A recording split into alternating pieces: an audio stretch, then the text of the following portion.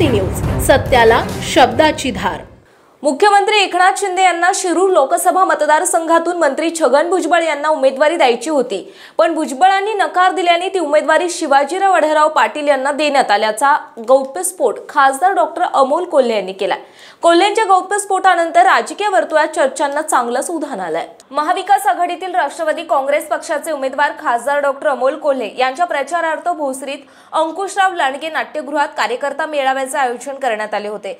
त्यावेळी डॉक्टर कोल्हे बोलत होते। राष्ट्रवादीचे प्रदेश अध्यक्ष जयंत पाटील, शिवसेनेचे संपर्क प्रमुख सचिन आहेर, शहराध्यक्ष तुषार कामठे, धनंजय आल्हाट, सुलभा उबाळे, मानव कांबळे आदी उपस्थित होते। या मेळाव्यामध्ये डॉक्टर कोल्हे यांनी महायुतीचे उमेदवार शिवाजी अढळराव पाटील यांचा चांगला समाचार घेतला। माझ्या समोर सक्षम उमेदवार असता तर बोलायला मजा आली असती, मात्र अनेक पक्षातून बेडूगुड्या घेऊन आलेल्या उमेदवारावर बोलणं योग्य नाही। विरोधकांची केविलवाणी परिस्थिती झाली असल्याचा निशाणा त्यांनी साधला आहे। शिरूर लोकसभेची उमेदवारी ही छगन भुजबळ यांना देण्याचा प्लॅन मुख्यमंत्री एकनाथ शिंदे यांचा होता, असा गौप्यस्फोट देखील त्यांनी केला आहे। भुजबळांनी नकार दिल्याने ही उमेदवारी अढळरावांना देण्यात आली, त्यामुळे ते सक्षमही नाहीत आणि बाय चॉईस ही उमेदवार नाहीत। अशा वयस्कर व्यक्तीवर काय बोलायचं, असा खोचक सवालही कोल्हेंनी केलाय। राष्ट्रवादी काँग्रेस पक्ष शरदचंद्र पवार या पक्षाचे प्रदेश अध्यक्ष, माझे मार्गदर्शक आदरणीय जयंतराव पाटील साहेब, शिवसेनेचे संपर्क प्रमुख सचिन भाऊ आहेर, काँग्रेसचे जिल्हा प्रमुख आणि शहराचे प्रमुख डॉक्टर कैलासजी गायकवाड, राष्ट्रवादी काँग्रेस पक्ष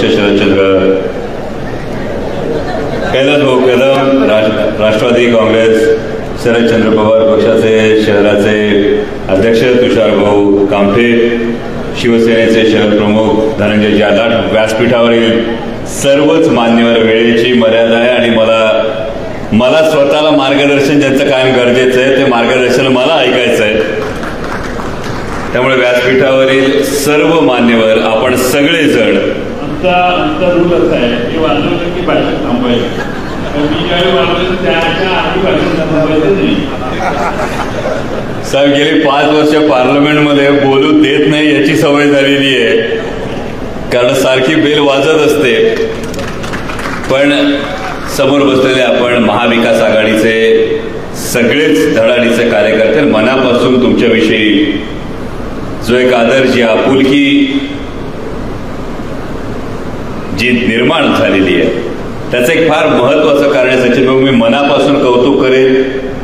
सगळ्या शिवसैनिकांचं मी मनापासून कौतुक करेन, कारण एक फार मोठा दिलासा आहे खरं तर जयंत पाटील साहेब, कारण गेल्या टर्ममध्ये सुरुवात 37,000 मतांची पिछाडी या भोसरी विधानसभा मतदारसंघामध्ये होती आणि ती ज्यांच्यामुळे होती ते आज भोसरी विधानसभा मतदारसंघामध्ये फिरताना कुठं कुठं पिछाडी होती ती भरताना हा प्रत्येक शिवसैनिक दिसतोय। त्यासाठी तुमचा मी मनापासून प्रत्येकाचं आभार मानाने कौतुक करेन।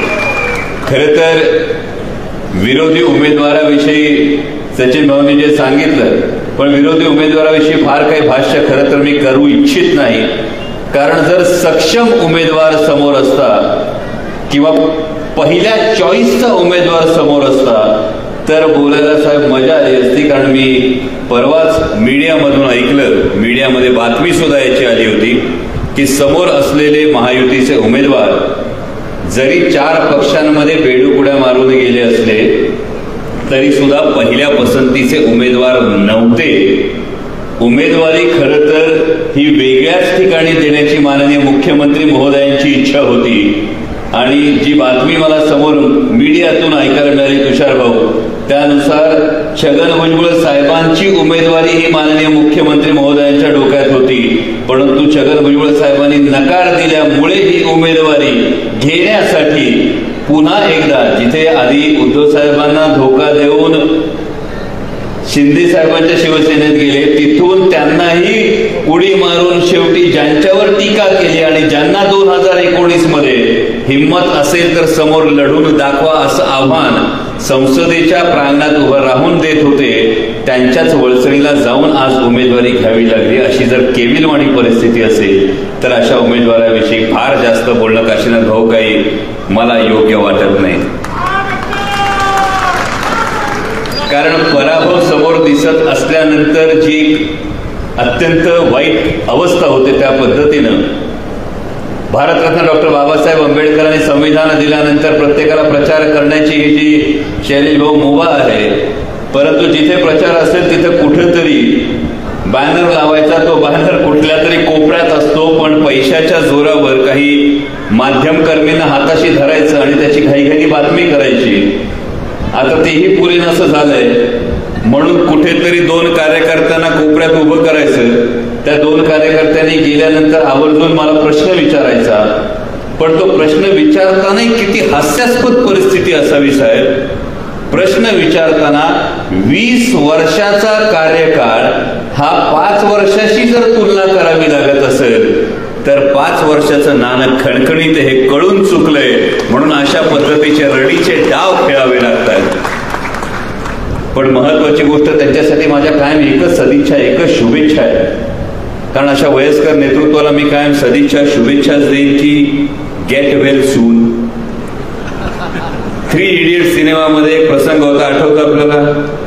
3 इडियट्स सिनेमामध्ये आमिर खानचं जे पात्र होतं ते सांगत होतं की त्या वॉचमनला बिचारायला काही दिसत नव्हतं, पण सगळं काही चांगलं हे म्हणण्यासाठी काळजावर हात ठेवतो, म्हणायचं all is well, all is well, all is well. तसं विरोधी उमेदवारांचं झालेलं दिसतंय. समोर पराभव स्पष्ट दिसतोय, तरी सुद्धा डोळे झाकायचे म्हणायचे मी जिंकू शकतो, मी जिंकू शकतो, मी जिंकू शकतो. अशी ऑल इज वेल सारखी दुर्दशा ही समोरच्या उमेदवारांची झालेली असल्यामुळे त्यांची जी काही टीका आहे पातळी सोडून वैयक्तिक पातळीवर जाऊन करणारी टीका ही त्यांना लखलाव असो. पुणे तसेच पिंपरी चिंचवड परिसरातील महत्त्वाच्या बातम्या पाहण्यासाठी आजच आमच्या डिजिटल PCMC न्यूज चॅनलला सबस्क्राईब करा आणि बेल आयकॉन प्रेस करा.